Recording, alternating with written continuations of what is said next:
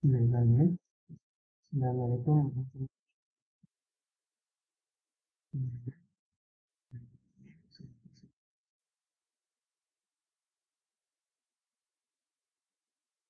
Datang di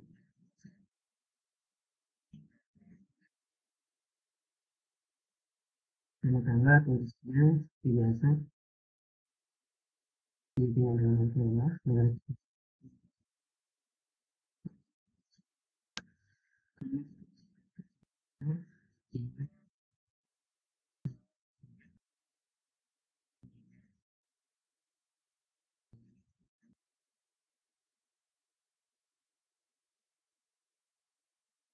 nah, sebelumnya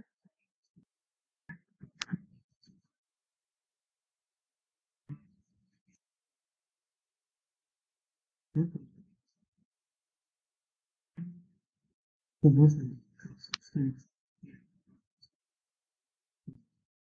itu baik dengan Muhammad Yusuf saya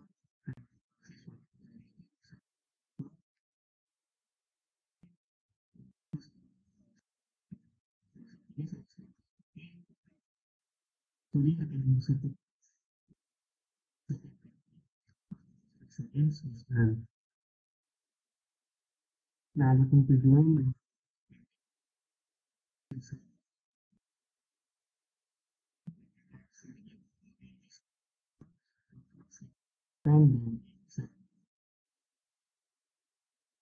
yang jadi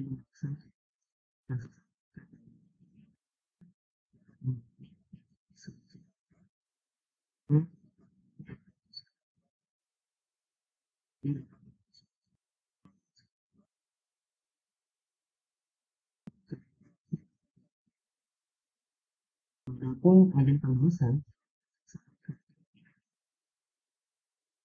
yaitu visual masyarakat model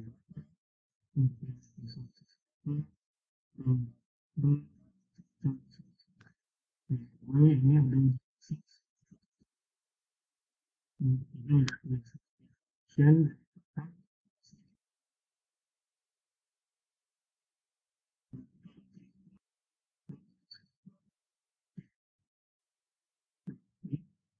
saya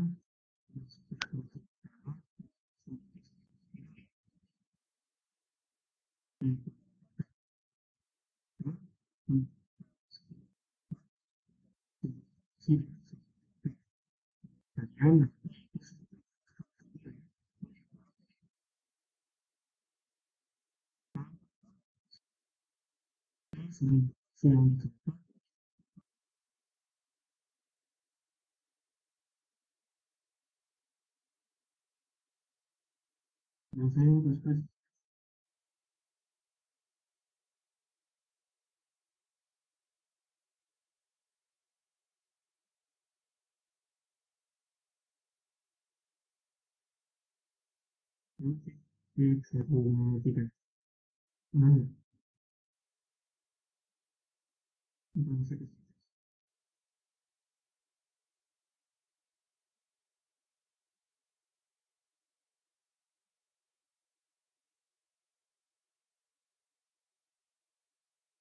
kami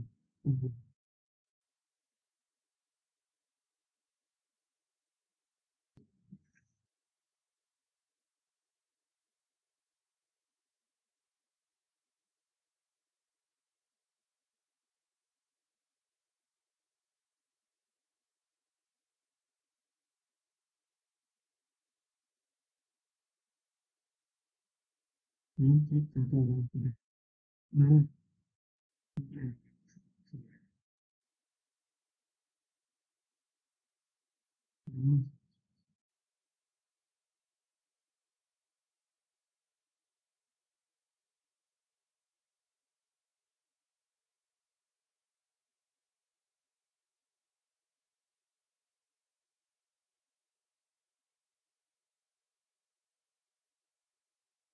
mana bisa belum cek satu dua tiga Halo, cek 1, 2, 3.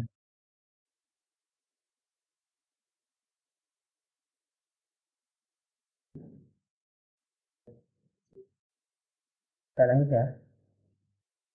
Nah, apa itu data?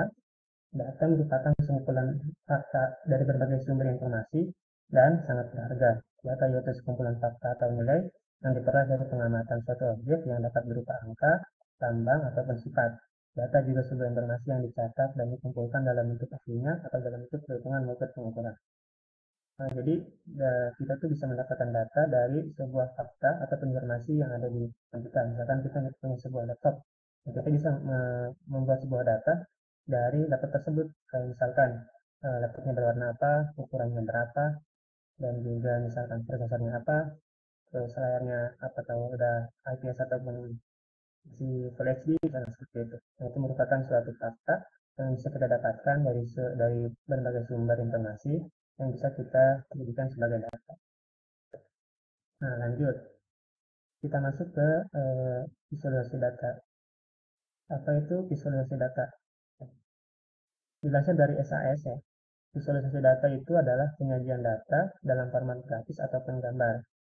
Visualisasi data adalah proses mengubah data hasil analisis menjadi gambaran visual berupa bagan, peta, grafik, dan banyak lainnya. Nah, bayangkan teman-teman, jika kita ingin mencari informasi tentang misalkan pada tahun 2019 terjadi COVID-19 ya di Indonesia dan juga di dunia. Jika kita ingin mencari informasi tersebut, kita hanya menemukan ratusan angka hingga jutaan data dalam file Excel misalkan. Tentu saja eh, kita akan kesulitan dalam membaca data tersebut. Gitu. Nah, oleh karena itu, adanya fungsi visualisasi data merupakan suatu penyajian dari data yang sudah ada untuk mempermudah eh, user ataupun pengguna ataupun yang melihat bisa lebih memahami dan mengerti arti dan maksud dari data itu sendiri. Seperti contohnya pada ini diagram di sebelah kanan itu, jika kita lihat bahwasannya ini merupakan sebuah data yang tentunya dalam bentuk file Excel atau CSV ya, yang sudah dibuat menjadi yang sudah divisualisasikan datanya. Jadi kita lihat bahwasanya dengan gambar ini kita bisa mudah memahaminya. Nah, di sini kita bisa lihat bahwasannya di sini terdapat 15 penjualan mobil pada tahun 2020, sedangkan pada tahun 2022 yaitu di sini ada penjualan motor sebanyak 40, penjualan mobil sebanyak 20, penjualan sepeda sebanyak 25 dan sebagainya. Tentu saja eh, hal ini akan mempermudah kita ya dibandingkan kita melihat secara langsung data dalam bentuk file Excel atau visual yang isinya angka dan huruf gitu. Tentunya kita lebih mudah memahami apa namanya data yang sudah divisualisasikan. Nah, visualisasi data juga merupakan cara terbaik untuk menyajikan data kepada audiens non-teknis supaya mereka tidak kesulitan untuk membaca dan memahami data tersebut. Ini juga memungkinkan para pengambil keputusan dalam memahami konsep sulit atau mengidentifikasi pola baru. Terlepas dari jenis atau ukuran industri, semua jenis bisnis memerlukan visualisasi data untuk membantu memahami banyaknya data perusahaan. Nah, lantas sekarang, apa aja sih jenis atau macam-macam visualisasi data? Di sini ada 5 ya, ada 5 macam. Yang pertama itu ada chart. Chart, chart adalah representasi grafis dari data atau informasi. Chart biasanya digunakan untuk menyajikan data kuantitatif secara visual. Banyaknya jenis chart yang bisa dipilih sesuai kebutuhan data, seperti pie chart, line chart, bar chart, stack bar graph, dan banyak lagi. Chart juga sering digunakan untuk membandingkan kategori, menunjukkan perubahan data dari waktu ke waktu, ataupun menyoroti distribusi data. Nah, nanti scatter plot itu juga termasuk ke dalam salah satu contoh jenis macam-macam chart. Nah, yang kedua itu ada grafik ya.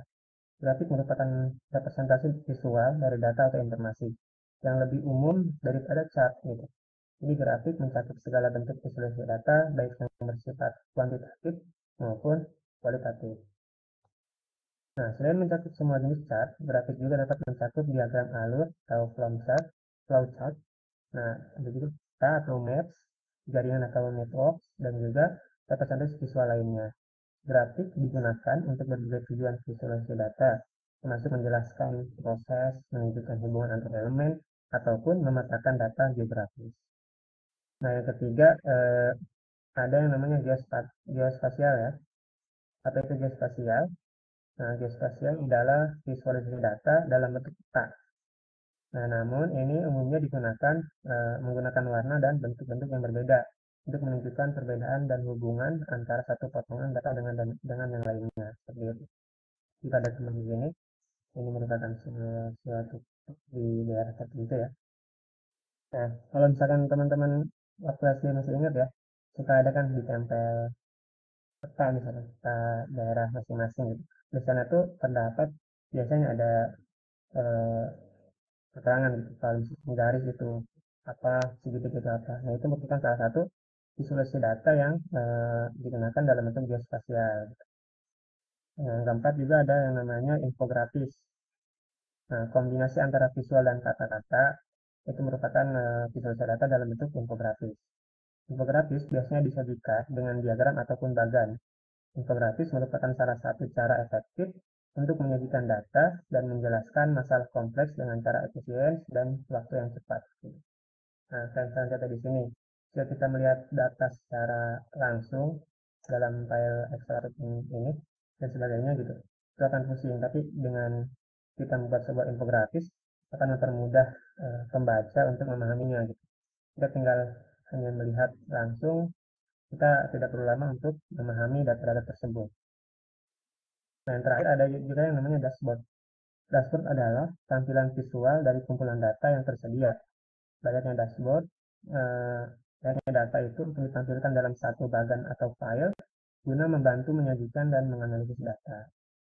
Jadi teman-teman, beberapa jenis-jenis visualisasi data. Ya. Oke, kita lanjut. Selanjutnya kita masuk ke peran visualisasi data. Nah, di sini terdapat 4 peran dari visualisasi data. Yang pertama yaitu dapat mengidentifikasi pola dan tren, yang mana mampu mengidentifikasi pola dan tren yang tidak bisa ditemukan sebelumnya. Dalam dunia bisnis, mengidentifikasi tren sangat diperlukan untuk menentukan strategi bisnis apa yang bisa diterapkan di masa depan. Nah, dengan memperhatikan pola-pola yang ada, perusahaan dapat fokus ke area tertentu yang sesuai dengan kebutuhan bisnis. Nah, yang kedua, peran dari visualisasi data itu yakni membuat data lebih mudah dipahami. Bisa saja teman-teman, bayangkan jika ada orang awam yang disuguhkan dengan jutaan data rumit dalam file Excel, bisa saja mereka akan kesulitan memahami data tersebut. Gitu. Oleh karena itu, adanya tujuan diadakannya visualisasi data itu tersendiri, yaitu untuk menerjemahkan data ke bentuk yang lebih mudah dipahami oleh semua orang. Gitu. Dengan visualisasi data ini, kita dapat membantu orang melihat dan memahami data kompleks terlepas dari tingkat keahlian mereka masing-masing. Nah, yang ketiga itu ada memberi informasi dengan cepat. Bila tidak ada visualisasi data yang merangkum keseluruhan cerita dari data, nah orang akan lebih lama menerima informasi tersebut karena harus melihat secara rinci terlebih dahulu gitu. Ditambah hanya terdapat angka dan huruf gitu, sehingga akan lebih lama seseorang membaca dalam bentuk data aslinya. Oleh karena itu, adanya visualisasi data akan mempermudah dan memberikan informasi dengan cepat. Nah, ada pun yang keempat dari peran visualisasi data itu sendiri, yakni meningkatkan penjualan dalam bisnis. Visualisasi data menghasilkan wawasan yang kredibel dan akurat. Saat para eksekutif, stakeholder, manajer, dan jajaran tim yang lainnya memahami data dengan baik, tentu saja mereka bisa menindaklanjuti bisnis mereka untuk mengambil suatu keputusan yang didapatkan dari informasi yang didapatkan melalui pengolahan data-data yang mereka miliki.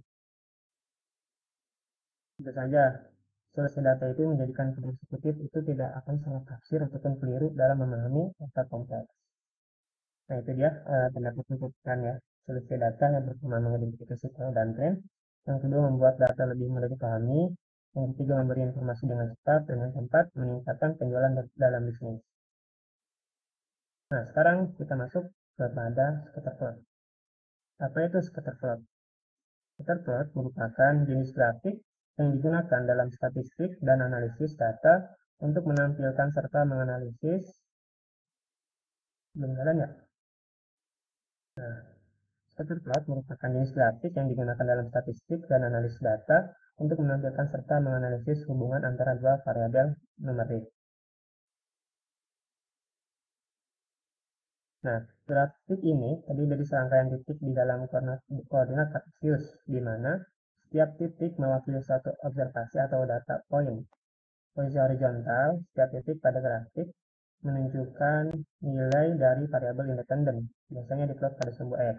Sedangkan posisi vertikalnya menunjukkan nilai dari variabel dependen. Nah, diplot pada sumbu Y biasanya. Pada prinsipnya, scatter plot itu berguna untuk mengidentifikasi jenis hubungan yang mungkin ada antara dua variabel, seperti hubungan positif, negatif, atau tidak ada hubungan sama sekali. Jadi, berdasarkan pola-pola titik-titik yang dihasilkan oleh scatter plot, itu bisa menghasilkan pemahaman.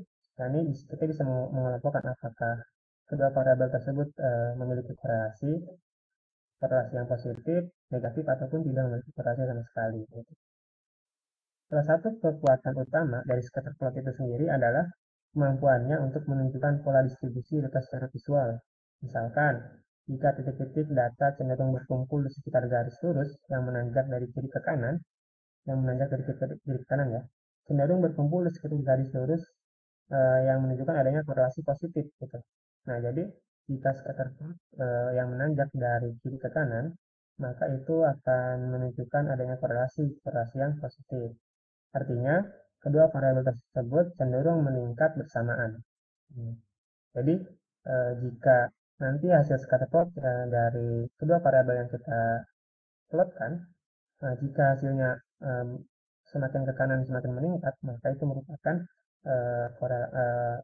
variabel yang memiliki korelasi yang positif. Yang artinya itu variabel tersebut cenderung meningkat secara bersamaan. Adapun sebaliknya, jika titik-titik tersebut menurun dari kiri ke kanan, menunjukkan korelasi negatif, di mana satu variabel meningkat sementara yang lainnya itu menurun. Gitu. Jadi jika kebalikannya, ketika titik-titik pada scatter plot itu dari kiri ke kanan itu menurun, dari kanan ke kiri itu menurun ya, maka itu dapat disebut sebagai hubungan variabel negatif, hubungan korelasi antara kedua variabel yaitu negatif. Nah, tentunya dengan memvisualisasikan data secara grafis, scatter plot membantu mengidentifikasi tren, pola, dan anomali yang mungkin tidak langsung terlihat dari data mentah. Hal ini membantu analisis dalam membuat hipotesis yang lebih tepat tentang hubungan sebab akibat, atau untuk mengarahkan analisis lebih lanjut. Penting juga untuk diketahui bahwasannya scatter plot hanya menunjukkan hubungan korelasional dan tidak menentukan kausalitas. Dengan kata lain, meskipun dua variabel mungkin variabelnya menyebabkan perubahan pada variabel lain gitu, itu hanyalah sebatas hipotesis saja gitu, dugaan sementara saja. Perlu adanya perhitungan lebih lanjut untuk membuktikan bahwasannya kedua variabel tersebut memiliki hubungan ataupun tidak. Gitu. Oleh karena itu, setelah kita melihat scatter plot, kita harus melanjutkan analisis data kita dengan menggunakan yang namanya correlation itu sendiri gitu. Nah, sebelum masuk ke correlation, kita akan membahas sedikit kapan sih scatter plot itu digunakan. Nah, scatter plot itu digunakan ketika yang pertama pada saat untuk mengidentifikasi hubungan korelasional, yang mana scatter plot membantu dalam mengidentifikasi apakah ada hubungan korelasional antara dua variabel. Hal ini dapat mencakup hubungan positif yang tadi kuat, lemah, ataupun linear atau non-linear. Gitu. Yang kedua itu scatter plot digunakan untuk menganalisis pola dan tren pada data. Nah, scatter plot memungkinkan analisis untuk melihat pola data dalam data secara keseluruhan, seperti pengelompokan data, adanya celah dalam data, ataupun titik outlier. Hal ini berguna untuk segmentasi data ataupun pengembangan Boolean persona. Gitu. Dan yang ketiga yaitu untuk menguji hipotesis. Scatter plot sering dipakai untuk menguji hipotesis tentang hubungan antara dua variabel. Misalnya, mencari penyebab potensial masalah. Nah, itu bisa digunakan. Nah, yang selanjutnya yaitu menambahkan variabel ketiga. Nah, scatter plot dapat dimodifikasi dengan menambahkan variabel ketiga. yang bisa berupa kategori seperti wilayah geografis dan jenis kelamin misalkan, atau nilai numerik. Penggunaan ini biasanya dilakukan dengan mengubah warna atau ukuran titik dalam grafik. Nah, yang keempat, yang kelima ya, yaitu menggunakan trendline. Untuk melihat hubungan prediktif atau korelasional antara variabel, seringkali ditambahkan trendline ke dalam scatter plot. Trendline ini memberikan sinyal tambahan tentang seberapa kuat hubungan antara dua variabel tersebut. Dan yang terakhir, adapun akan seperti digunakan yaitu digunakan untuk analisis data multivariat. Yakni scatter plot juga berguna dalam analisis data multivariat, di mana lebih dari dua variabel dianalisis secara bersamaan. Itu dia pembahasan terkait dengan scatter plot. Selanjutnya kita masuk pada pembahasan correlation percent. Nah, apa itu correlation percent? Correlation percent merupakan salah satu ukuran korelasi yang digunakan untuk mengukur kekuatan dan arah hubungan linear dari dua variabel, di mana dua variabel dikatakan berkorelasi apabila perubahan salah satu variabel disertai dengan perubahan variabel lainnya. Jadi, ketika ada perubahan salah satu variabel dan juga disertai dengan perubahan yang lainnya, dapat dikatakan variabel tersebut memiliki korelasi, baik dalam arah yang sama ataupun arah yang sebaliknya. Sebelum melakukan analisis korelasi antara variabel, sebaiknya kita mengeksplorasi data tersebut terlebih dahulu secara grafis, yakni tadi dengan cara menggunakan scatter plot. Karena seringkali kita melihat pola hubungan di antara variabel dengan cara memplotkan pasangan sampel data tersebut pada diagram Cartesian yang disebut dengan scatter plot ataupun diagram pintar tadi. Nah, dua variabel dikatakan memiliki korelasi positif ketika nilai-nilai antara keduanya itu cenderung meningkat secara bersamaan. Adapun artinya, jika salah satu variabel meningkat, kemungkinan besar variabel lainnya juga akan meningkat. Jadi kita bisa nih melihat dari pola hasil scatter plot yang ada, jika kedua variabel itu memiliki nilai yang cenderung meningkat secara bersamaan, artinya salah satu variabel itu kedua variabel itu dapat dikatakan memiliki korelasi yang positif. Contohnya, misalkan jumlah jam belajar siswa dengan nilai ujian. Jika jumlah jam belajar siswa meningkat, maka skor ujian pun akan cenderung meningkat juga. Adapun korelasi negatif, yakni dua variabel dikatakan memiliki korelasi negatif ketika salah satu nilai menurun seiring dengan peningkatan nilai variabel lainnya. Contohnya misalkan harga suatu produk dengan jumlah permintaan. Jika harga naik, maka permintaan akan cenderung menurun. Nah, selanjutnya yaitu tadi seperti yang saya jelaskan bahwasanya kedua variabel dapat dikatakan memiliki korelasi positif ketika nilai-nilainya meningkat secara bersamaan. Nah, bisa kita lihat pada praktek positive correlation tuh. Jika sumbu X dan sumbu Y meningkat secara bersamaan, maka itu dapat dikatakan memiliki korelasi yang positif. Adapun misalkan termasuk ke dalam perfect positive correlation ataupun high positive correlation itu bisa kita tentukan dengan mencari nilai korelasi dengan statistika. Nah, ini teman-teman itu sedikit pembahasan terkait materi webinar ini ya. Selanjutnya mungkin akan kita praktekkan sedikit mengenai bagaimana caranya bisa menentukan korelasi dan juga bisa menghasilkan scatter plot. Di sini saya sudah memiliki dataset automobile data yang mana di sini merupakan penjualan mobil ya. Di sini kita akan mencoba mencari korelasi antara beberapa variabel terhadap penjualan mobil tersebut. Di sini ada price yang mana harga penjualan mobil tersebut yang yang termasuk ke dalam dividen variabel ya. Karena kita akan mencari korelasi antara variabel-variabel yang lain dengan price ini.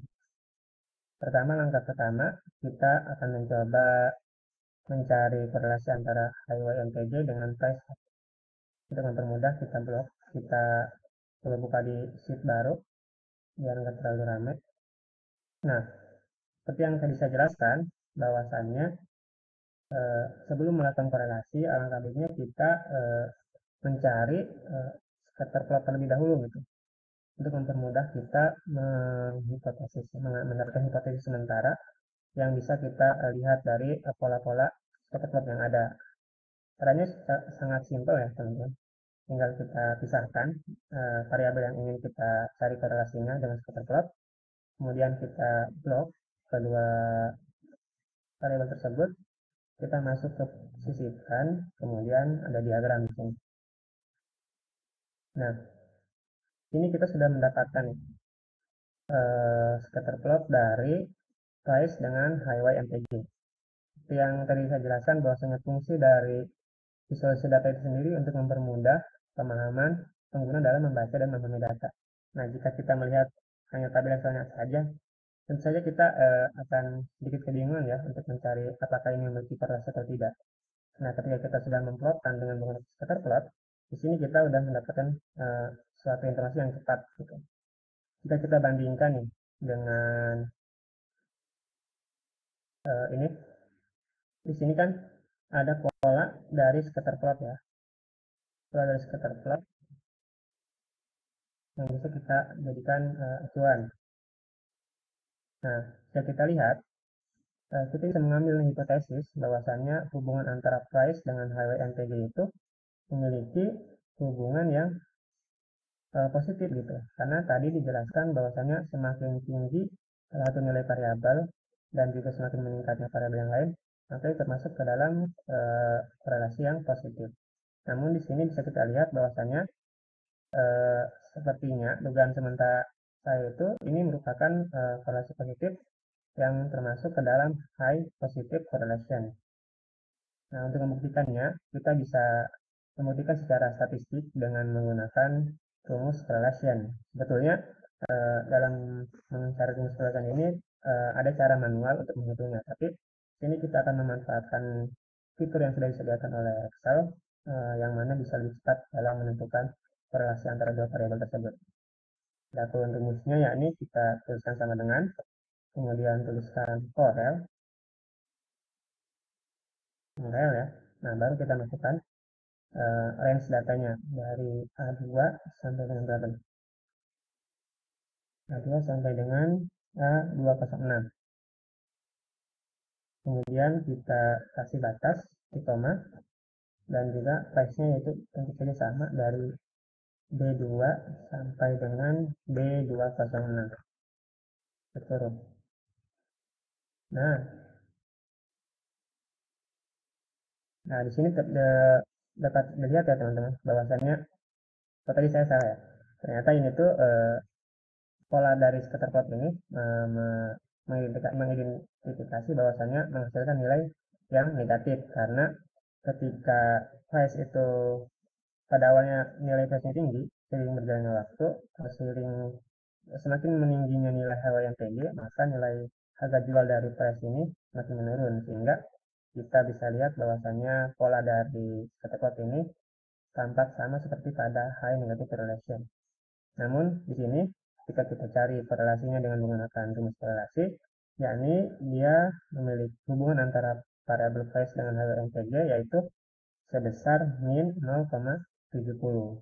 Sehingga dapat kita katakan bahwasanya HWMTG dengan price itu memiliki hubungan high negative correlation. Gitu.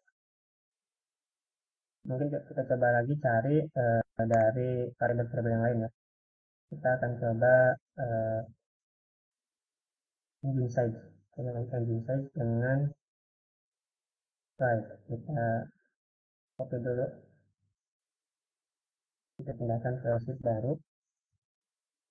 Cari korelasinya dengan memblok kedua variabel tersebut dan sisipkan diagram scatter plot. Nah, baru nih yang ini. Yang ini dari pola tren yang dihasilkan, yang mana nilai jual itu semakin meningkat ketika nilai engine size semakin membesar. Nah, baru sesuai dengan definisi yang tadi dijelaskan bahwasanya ketika variabel yang satunya itu meningkat ketika variabel yang lainnya meningkat, maka ini bisa dikatakan memiliki korelasi yang positif.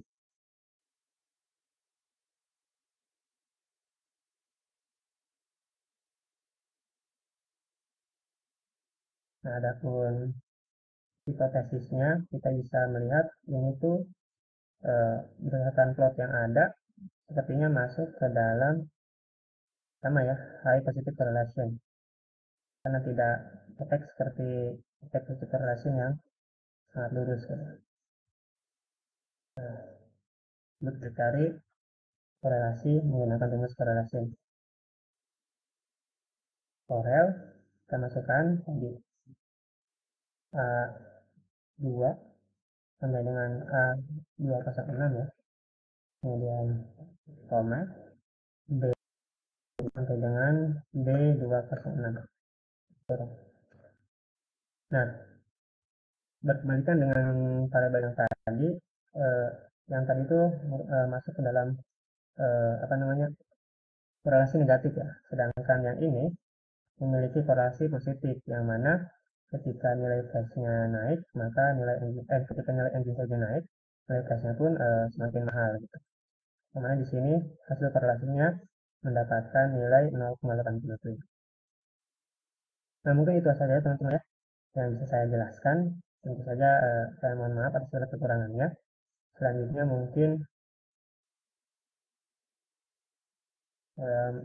jika ada yang ditanyakan silahkan teman-teman.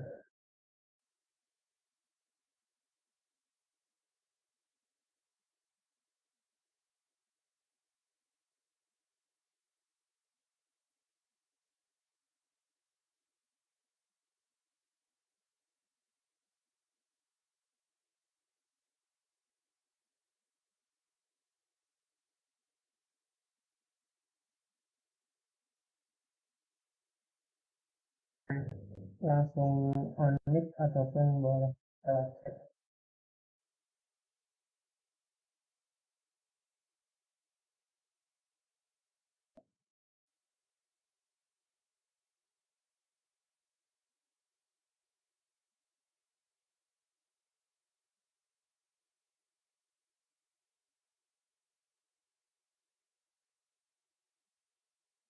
Mungkin ada yang mau sharing terkait dengan materi ini boleh juga teman-teman.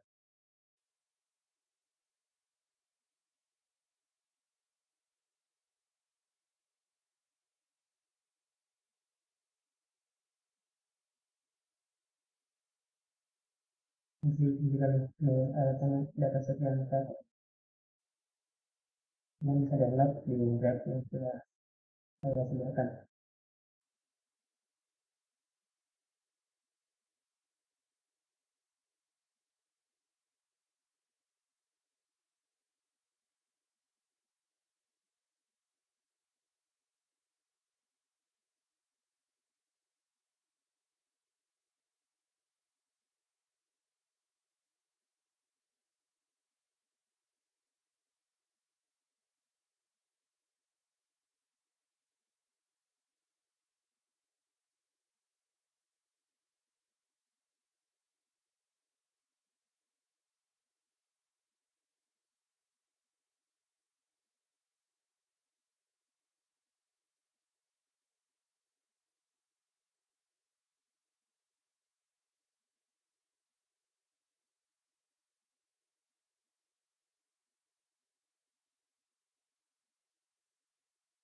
Mungkin teman-teman jika tidak ada yang ingin ditanyakan, mungkin akan saya akhiri ya. Sebelumnya saya mengucapkan terima kasih banyak kepada teman-teman yang sudah hadir dalam webinar kedua saya. Webinar terakhir saya di program Kampus Merdeka SID ini di PT Bisari. Saya mengucapkan terima kasih kepada rekan-rekan semua. Mohon maaf atas segala kekurangan yang ada gitu. Karena pada dasarnya kebenaran hanya milik Allah Subhanahu wa taala, sedangkan kekurangan berasal dari diri saya sendiri. Mungkin terima kasih. Saya akhir ya teman-teman. Assalamualaikum warahmatullahi wabarakatuh.